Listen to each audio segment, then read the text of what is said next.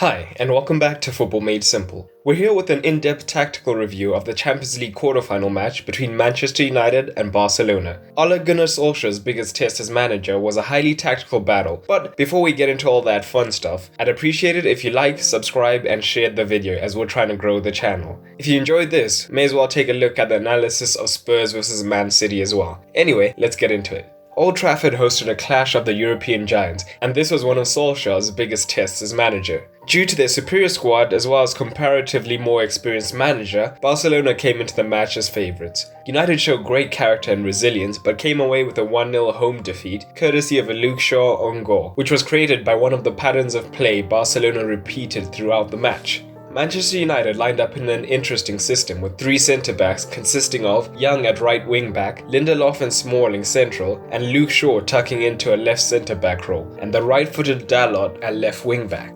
Fred was the deepest lying defensive midfielder with McTominay and Pogba in the more attacking roles. He also used a striking pairing of Lukaku and Marcus Rashford to start. Barcelona, on the other hand, lined up in their trademark 4-3-3. Longley and Piqué at centre-back, Semedo and Jordi Alba wide with a midfield trio of Busquets, Arthur and Ivan Rakitic. Up front, Coutinho started ahead of Dembele and joined Messi and Suarez.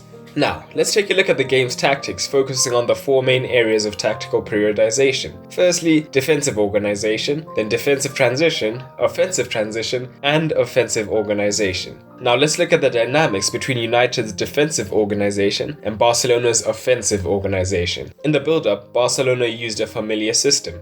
Their two centre-backs would split wide, creating space in the centre of the pitch, which a midfielder, usually Busquets, would drop into. At the same time, their fullbacks pushed up and slightly central, whilst Coutinho maintained his width, with Messi tucking in to assist Suarez. In this same phase, Manchester United initially attempted a high press. It consisted of Lukaku and Rashford pushing high up and Pogba pressing the retreating Busquets.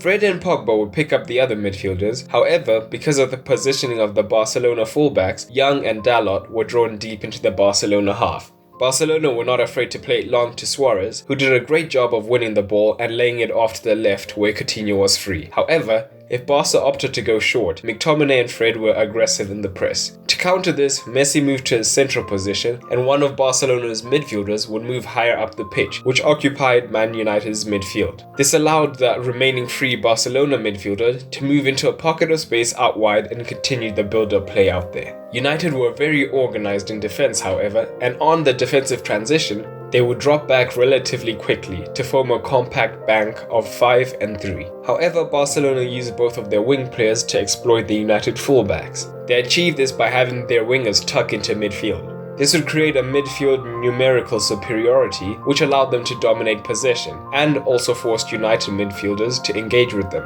This allowed their flying fullbacks, Semedo and Jordi Alba, to find space and create one-on-ones on the outside, allowing them to cross or pick a pass. Another thing that Barca made sure to do, both on their offensive transition and their stable build-up, was to occasionally attempt balls over the top to take advantage of Suarez's movement, who was everywhere. This was to detract Manchester United from constantly pressing high, as they would be caught in behind. This is in fact how their goal came about. Busquets would start off in the back three on the build-up. However, once the ball moved up the pitch, he could move up the field without being tracked. This then gave him the space to play the ball over the top to counter the high press and eventually led to the goal.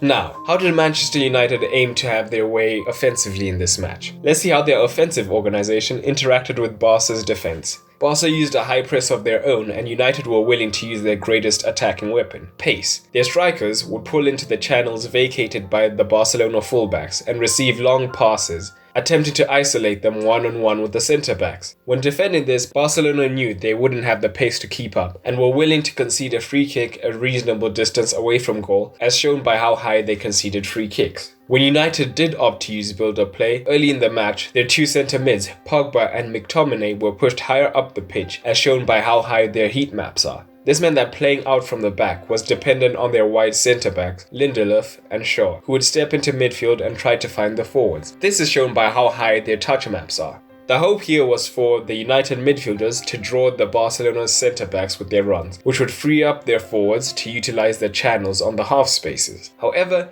In the second half, Solskjaer wasn't pleased with how this was working and decided to pivot his tactics. He dropped his midfielders deeper, giving them the responsibility of spreading the play wide after an overload. This stacking on one side and then switching allowed wing-backs to go one-on-one against the opposition full-backs. This allowed them to attempt crosses, as shown by Young being United's chief crosser. However, Dalot on the other side was right-footed. This may have been as an attempt to counter the left-footed Messi whenever he would cut in. However, in attack it worked against Dalot, as he would have to cut in before crossing, by which time Barcelona would have closed him down. This is shown by Dalot attempting 0 crosses. As the match drew to a close, United switched to a 4-4-2. However, by this point, Barca were content with keeping the ball to run out the clock. Overall, Valverde's use of central overload was enough to win the match. However, this tie is far from over. Having been in a worse position against PSG, United will go to their new camp with nothing to lose. Join us next week to see how that match plays out. If you enjoyed this video, take a look at the breakdown of the Man City vs Spurs game. Don't forget to like, subscribe and share this video.